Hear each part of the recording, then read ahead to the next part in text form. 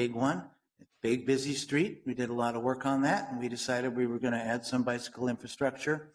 We actually did it was interesting, we did a pilot there where we painted the new configuration before we actually put it in, so everybody got to try it out for a year. So that was a significant move where we went from 4 to 2, and in some cases from 4 to 3. Franklin Avenue actually was converted before I was on the council. We didn't have, later it got improved to actually make bike lanes, but that went on a significant road diet, as we say, a long time ago.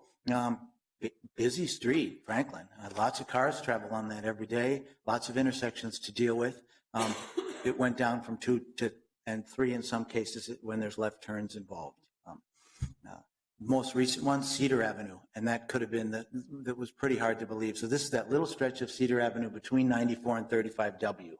Somehow the MDOT forgot to actually put in a connection there, so there's lots of traffic on there, very busy. People couldn't imagine what we would do there. How could we do this? Actually, on one side of Cedar Avenue, the sidewalks were, well, I'll say on both sides, they're pretty horrible. Those of you who were part of the project will remember. But one side particularly narrow, and there was a lot of interest. Can't we get some more pedestrian realm? Because yes, there was a lot of traffic, but there were a lot of pedestrians. And I'll also note on Riverside, Franklin, and Cedar, lots of biking. These are all close to the university campus. Lots of bikes were on there. So I thought, well, I can appreciate this, but downtown, 3rd Avenue, there's got to be a lot more cars on 3rd Avenue than there would be on Franklin, Riverside, or Cedar, right? That's downtown. There's all those office towers. There's all those buildings. Think of all the commuters coming in and out. Of course, we couldn't expect them to go to 3. So I said, we've got to get some traffic counts, and I've got to see about this to find out. So I looked up, and the daily count on 3rd and 7th downtown is 9,687 cars a day. Whoa, that's a lot of cars, right? Let's check back to my projects. Riverside, very involved in that one. Oh, wait a minute, 13,112 cars a day, and the 3 lanes are working really good. That's at 23rd and Riverside, right by the big hospital. It's at the peak, people have to get ready and adjust, but it's nothing like it is on other parts of even downtown. So Franklin Avenue, 13,885 cars a day. That's at Franklin and 23rd. That's a 2 lane. So Riverside and 23rd has a turning lane on it, but this just has 2 lanes. 13,885 compared to 9,687. I'm on that road. Sure, on the peak hour it gets a little bit busy, but I have to tell you, the peak hour is pretty small. In fact, sometimes the real peak around those parts is a half hour, and what we're building our street for is for 7 days a week, 24 hours a day, and there's a lot of time when there's no cars there at all. And Cedar Avenue at 5th, and that was when I think people were pretty concerned about that before we put that in, and we actually had to put in a kind of a pedestrian worked on that a lot. It went down to 2 lanes. That's 13,401 cars. So what that told me was those streets all had more cars and were actually busier than 3rd and 7th. 3 lanes are probably going to work way better there even than what I have now. And I'll tell you, on Franklin and on Riverside and on Cedar, people who live there think it's great. All of a sudden crossing is safer. All of a sudden getting around is safer. The sidewalks are wider. They can get through. People who are driving, most of them have no problem with it. They're using the road a lot, and there's no congestion. There's no problem. In fact, I don't get complaints about Cedar and Riverside. Occasionally I get some at Franklin right across from the Wells Fargo, but we can talk about that later. It's access there. But so I also looked at the peak times, and the peak times, and I don't have to go over all the numbers for you, but for example, the peak at 3rd and 8th Street during that peak hour is 1,326 cars per hour. The peak at Franklin Avenue and 11th is 2,635. And on the Riverside and 23rd, I mentioned, it's 1,403. So that told me that even at peak, we have intersections that are working well, that have 2 or 3 lanes, that have more cars than we're going to get on the peak here.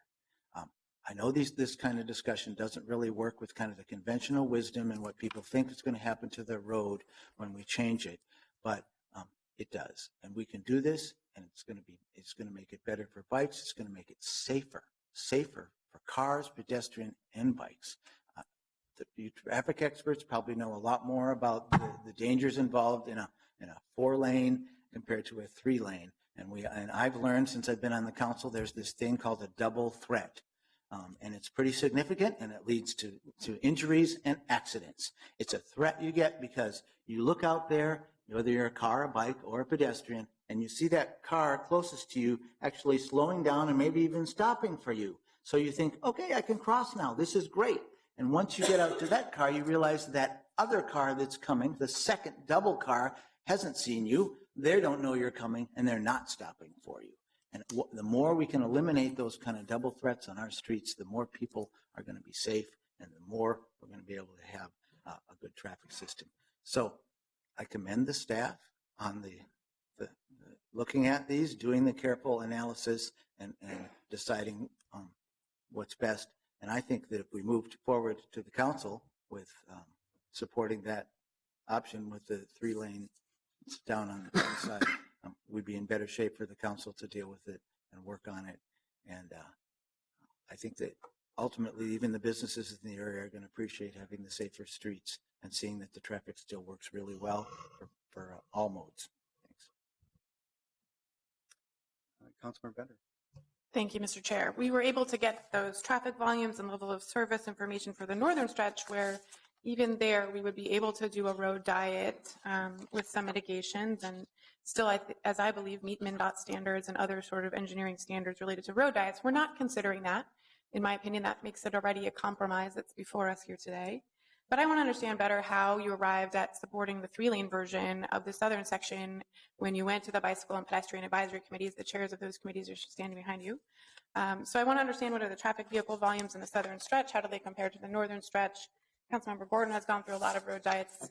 I had one in my ward on Lindell Avenue South, the county road. It has double the amount of traffic volumes, even at peak period, than this stretch of the road. So I want to understand what's going on here. Why are we prioritizing vehicle throughput over every other user on this road with 6,000 vehicles per day?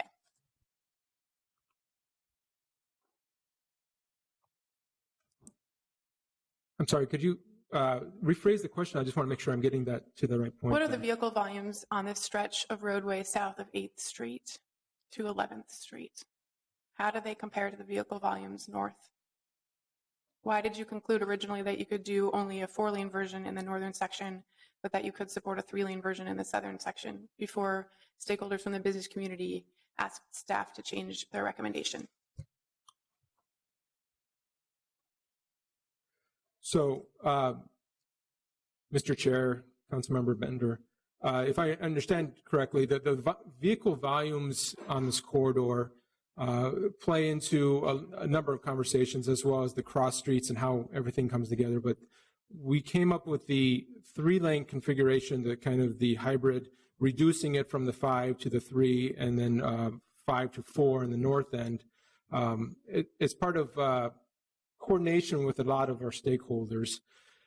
And as we move forward, we had more input and more conversation with the stakeholders, that wider net, as it were, to talk about these concerns that that were brought up about operating and managing the configuration.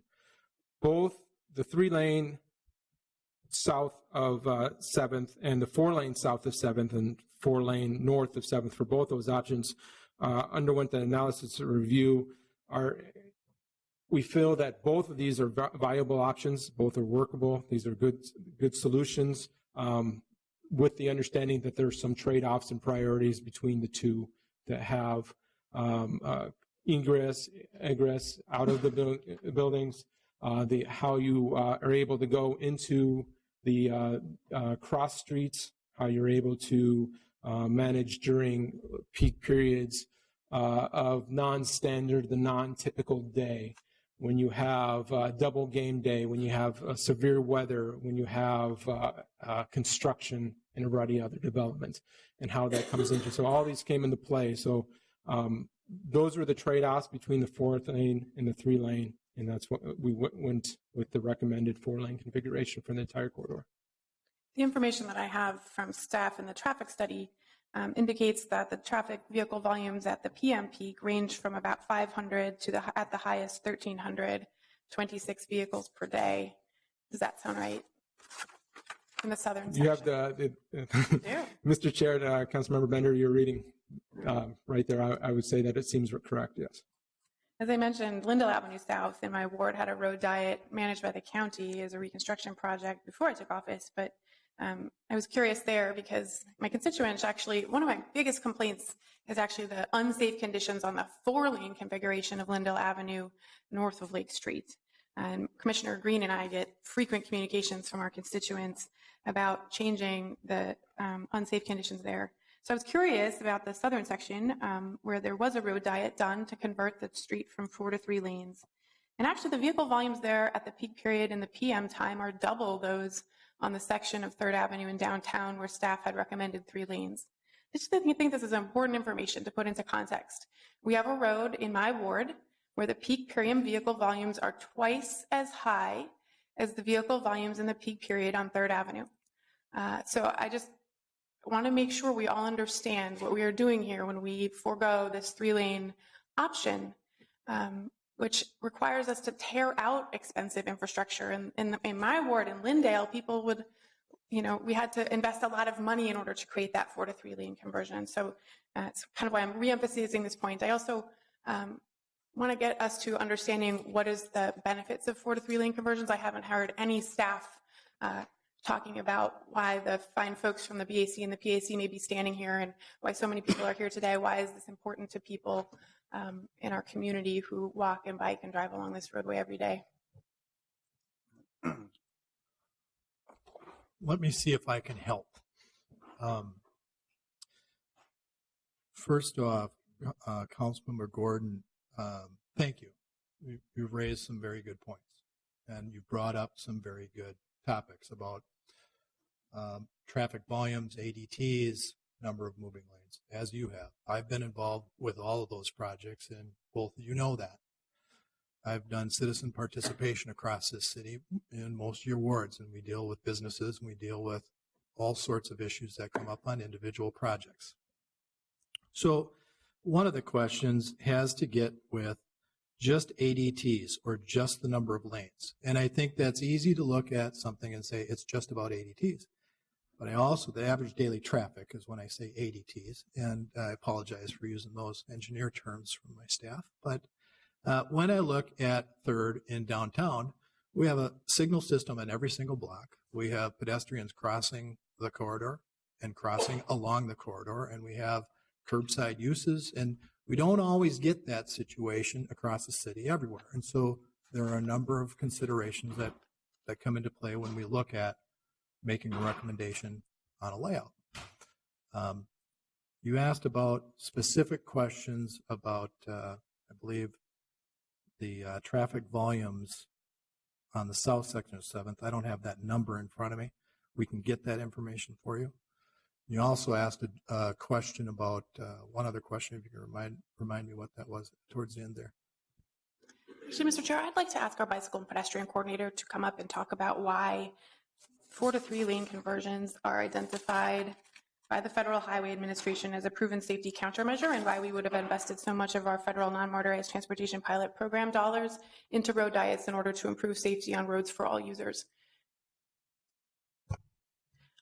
Our former bicycle and pedestrian coordinator was the person who managed those projects, but I would like to ask Mr. Deardahl to answer that question since we're not able to hear from our bicycle and pedestrian advisory committee about why they took so many motions in favor of that.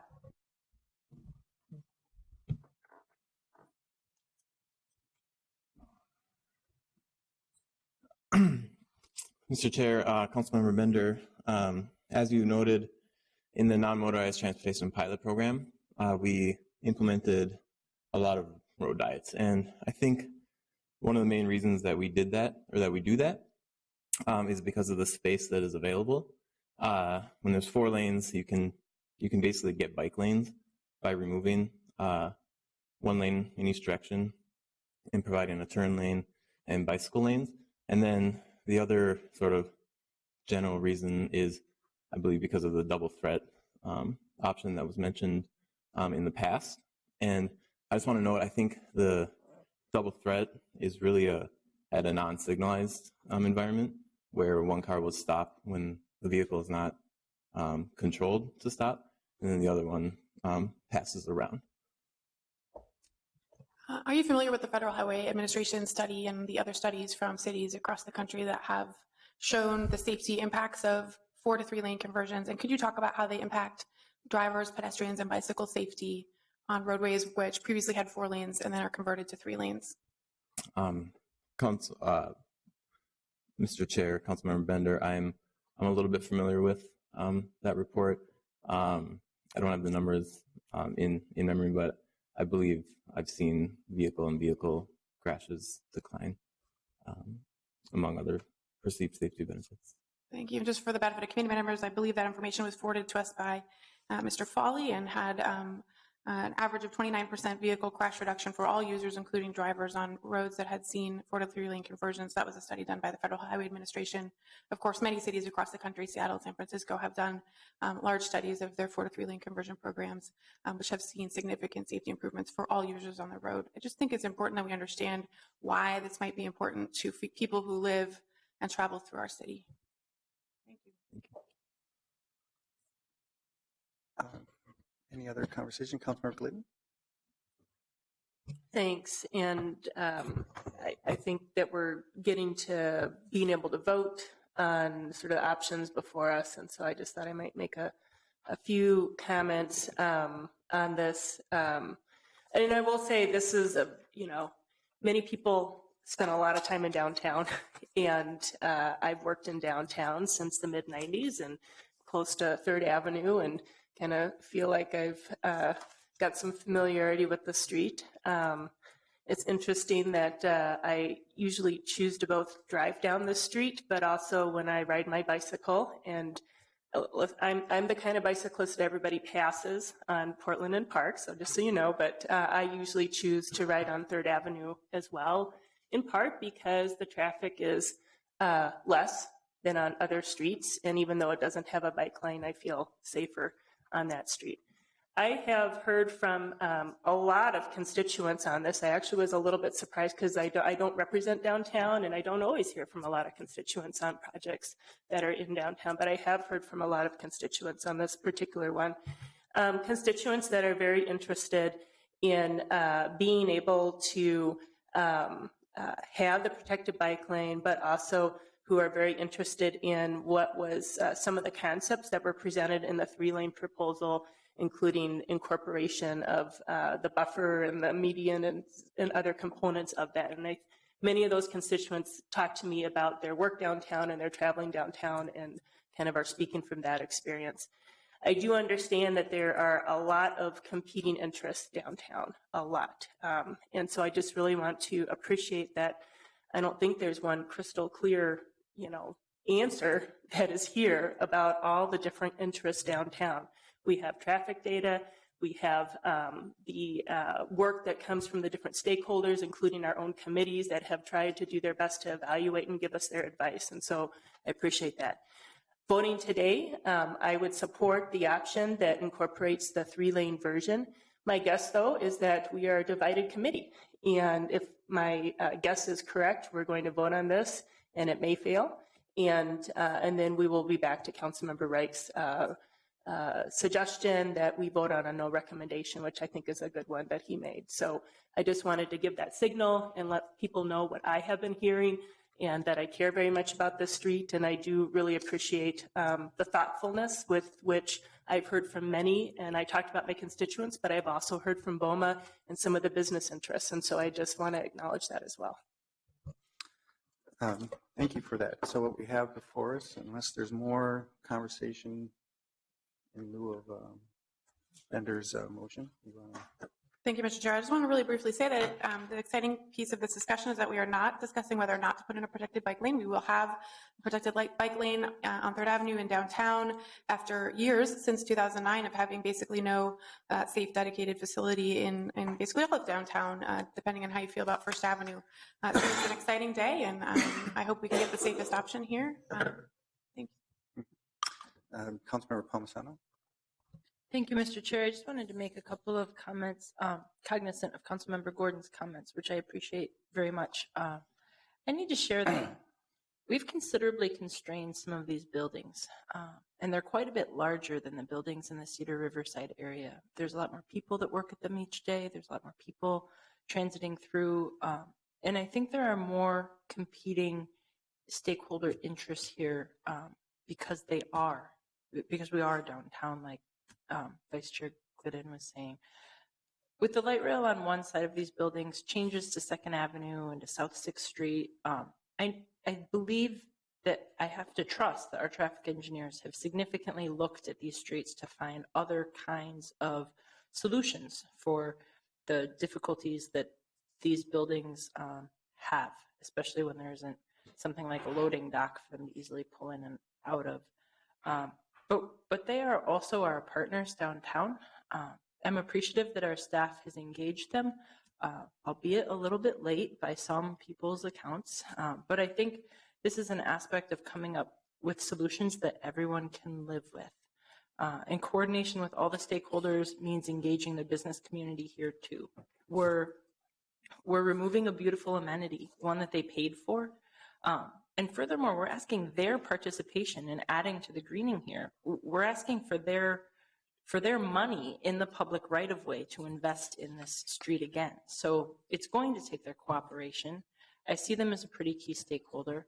I'm not a traffic engineer, and neither are they. I've got a lot of familiarity with this street. I use it almost every day, and my constituents have lobbied me quite a bit from every aspect of this project, but also from the aspect of safety on this 400 block of 3rd Avenue South. I think that until we figure out those other issues with the areaway, I am comfortable that Director Kotke is committed to doing things like widening this street, but I am not willing to remove parking on this full block because that would mean the access for police to bring juveniles into our facility. So I can't support that, but I appreciate the intent, and I just wanted to make that clear. Thanks. Thank you very much. Councilmember Glidden, is that a? Okay. So thank you, and we'll talk about the City Hall thing in just a second. So thank you. So we have before us a motion to go to the three-lane option as described by Councilmember Bender in her motion. All in favor say aye. Aye. Dissenting nay. Nay. I think that's for roll call vote, please, Mr. Chair. Roll call vote. Councilmember Gordon? Yes. Yang? No. Glidden? Aye. Bender? Aye. Ponasano? No.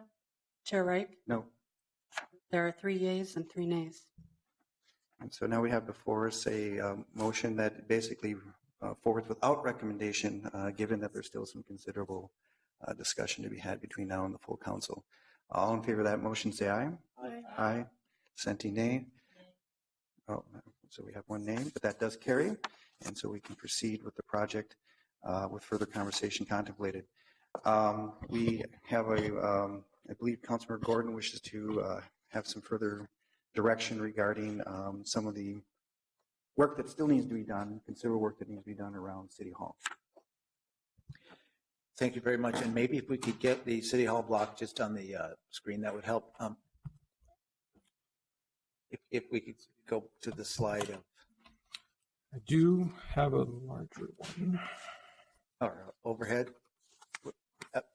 So I still would like us to resolve the issue about the City Hall block. I know that everybody's aware of it. Before we get the picture on your screen, I have mine up from the staff report.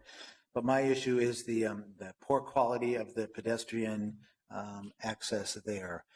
And if you think about this, we have our light rail station on one side of our building, and when you're trying to get to the station or get off the station,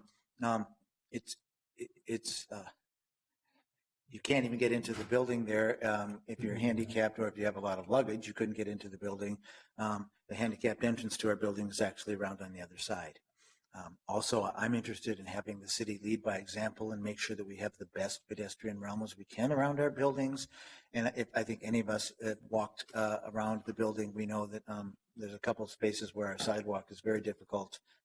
Over on the 4th Avenue side, it's probably even worse. There's curb cutouts, there's a driveway there, even there's slanted sidewalks, so it's not a really good alternative.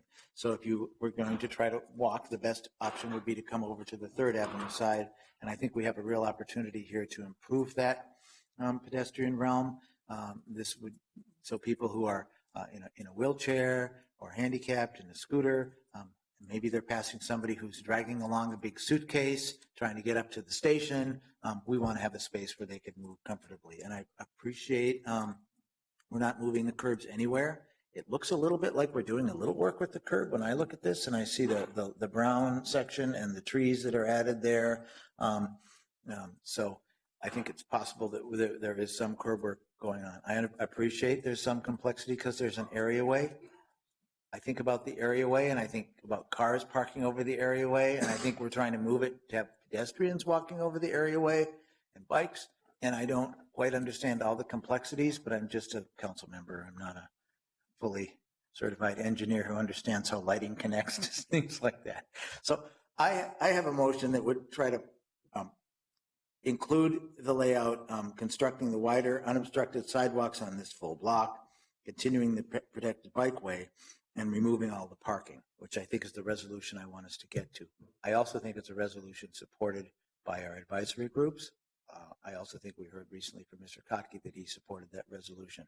I know there's concerns about the cost and added engineering.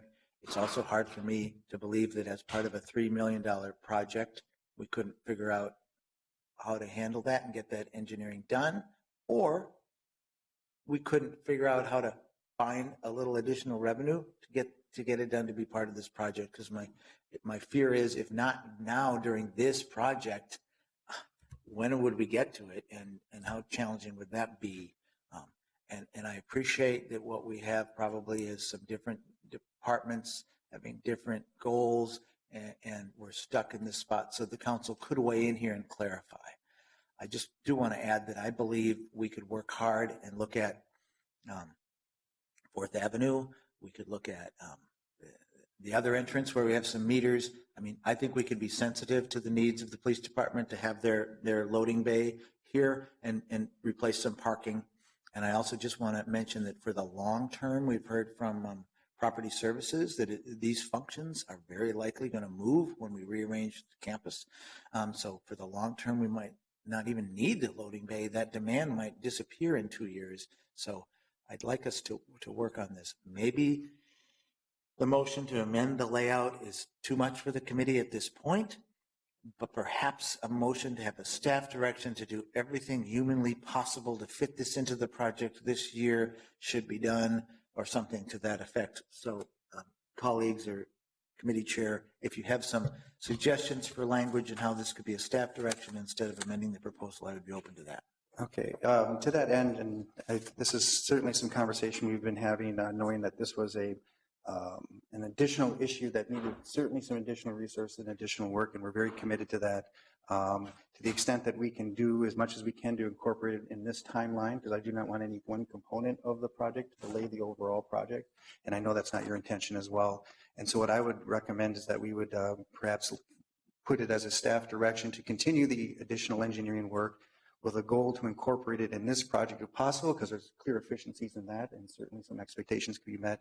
But failing that it would be a project that would be amended simultaneous with other considerations around the full side of this City Hall block, knowing that that's part of the scope of this overall project and solution. Director Kotke. Thank you, Mr. Chair, and perhaps just to respond to the comments you just made. The objective, I'm in total agreement with. Love to see the sidewalk widened. My only concern, and I think talked to all of you about this, is it's very important to me in the department that we keep this project moving forward. We have construction crews scheduled to do the work on 3rd Avenue, and I just want to make sure that the determining how to make the improvements next to City Hall here, and also the issue of budget, doesn't prolong or hold off the other improvements that we want to make along the corridor. So I guess if preference would be is if something along the lines of the staff doing everything humanly possible to to come up with some solutions for that, and then report back to council both on the option as well as budgetary issues associated with it. Very good. So that would be the understanding of the staff direction and the work that you would proceed based on that. Yep. Does that satisfy your intent, Councilmember Gordon? It does. When I was listening to you read the staff direction, I'm not sure if the clerk was able to capture everything that you said, but also I noticed you left out everything humanly possible. So I appreciated that the director added that in. So at least we know that's the sentiment and the expectation, even if it's not in the staff direction. And that includes from me. So I think we've got the core intent is clear with the clerk and with staff, which is the most important thing. Sorry for the lack of hyperbole on the motion, but that's the staff direction. All in favor of that staff direction, say aye. Aye. Dissenting nay? That carries. And so we now have an additional staff direction. I think that will be consuming us with additional work, but important work as Councilmember Gordon has laid out. So with that, we have concluded today's agenda. Thank you for all the input, and we are adjourned.